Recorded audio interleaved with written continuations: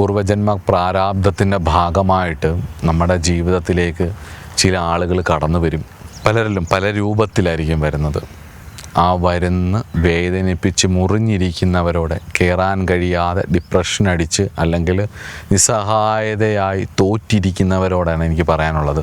അല്ലെങ്കിൽ സാമ്പത്തിക ബുദ്ധിമുട്ടുകൾ കൊണ്ട്, അല്ലെങ്കിൽ ചതിക്കപ്പെട്ടിട്ട് വിശ്വാസവഞ്ചന കൊണ്ട്, അല്ലെങ്കിൽ ആഗ്രഹിച്ചത് ഒരുപാട് എഫേർട്ട് ഇട്ടിട്ടും നടക്കാതെ പോയവരോട്, അങ്ങനെ അല്ലെങ്കിൽ ആരെങ്കിലും പ്രതീക്ഷകൾ തന്ന് അവരുടെ സ്വാർത്ഥതയ്ക്ക് വേണ്ടി യൂട്ടിലൈസ് ചെയ്യപ്പെട്ടിട്ടുണ്ടെങ്കിൽ, അങ്ങനെ എന്തുമാകാം, നിങ്ങളെ ഇപ്പോൾ തളർത്തിയിരിക്കുന്ന എന്തുമാകാം, ആരുമാകാം, അവരോട് വിട്ടുകളയുക. ആ വിഷയം അത് അവർക്ക് വേണ്ടിയല്ല, നിങ്ങളുടെ വിജയത്തിന് വേണ്ടിയാണ്, നമ്മളുടെ ഓരോരുത്തരുടെയും വിജയത്തിന് വേണ്ടിയാണ്. കാരണം നമ്മളുടെ പ്രാരാബ്ധങ്ങൾ തീർന്ന് പ്യൂരിഫൈ ആവാൻ വേണ്ടിയിട്ട് നമ്മുടെ ചുറ്റും ആ പ്യൂരിഫിക്കേഷന് വേണ്ടിയിട്ടുള്ള കർമ്മഫലം വലിച്ചിരിക്കുന്ന ആ വൈബ്രേഷനുള്ള ആൾക്കാരായിരിക്കും നമ്മുടെ ഇഷ്ടമുള്ള രൂപത്തിൽ, പല ഭാവത്തിൽ വരുന്നത്. അപ്പം നമുക്ക് അവരോട് ഭൗതികപരമായിട്ടുള്ള ഒരു അറ്റാച്ച്മെൻറ്റ് വന്നിട്ടാണ് അത് വേദനയ്ക്ക് കാരണമാകുന്നത്.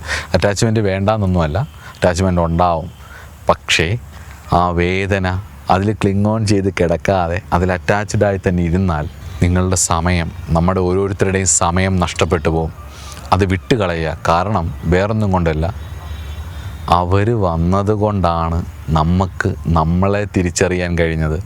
അവർ വന്നത് കൊണ്ടാണ് നമ്മൾ എത്രത്തോളം സ്റ്റാൻഡേർഡിലായിരുന്നു നിന്നിരുന്നത് എന്ന് മനസ്സിലാവുന്നത്. അവരെ പോലുള്ള ഒരാൾക്ക് പോലും നമ്മളെ നിസ്സാരമായി യൂട്ടിലൈസ് ചെയ്യാനും വിഷമിപ്പിക്കാനും കഴിയുന്ന രീതിയിൽ പതറുന്ന ഒരു ജന്മമാണ് ഞാൻ എന്ന് സ്വയം തിരിച്ചറിയാൻ കഴിഞ്ഞില്ലേ? നമ്മുടെ ആ ഈഗോ പൊളിഞ്ഞില്ലേ? അപ്പോൾ ആ വൂണ്ട് ഹീലാവുന്നിടത്തൂടെ ഒരു ചൈതന്യം പുറത്തേക്ക് വരും. നിങ്ങളുടെ ലൈഫ് സക്സസ്സിന് വേണ്ടിയിട്ടുള്ളൊരു പോയിൻ്റാണത്.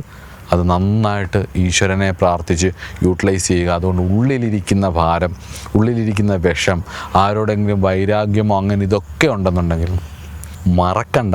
കാരണം അതിൽ നിന്ന് പാഠം ഉൾക്കൊള്ളേണ്ടതാണ്. പക്ഷേ വിട്ട് കളഞ്ഞേക്കുക. അത് പോട്ടെ, അത് കഴിഞ്ഞതാണ്. അത് ഉള്ളിൽ വെച്ചുകൊണ്ടിരുന്നിട്ട് ഒരു ഗുണവുമില്ല. പക്ഷേ മറക്കണ്ട, കാരണം ഇനിയൊരു പണി കിട്ടാതിരിക്കാൻ.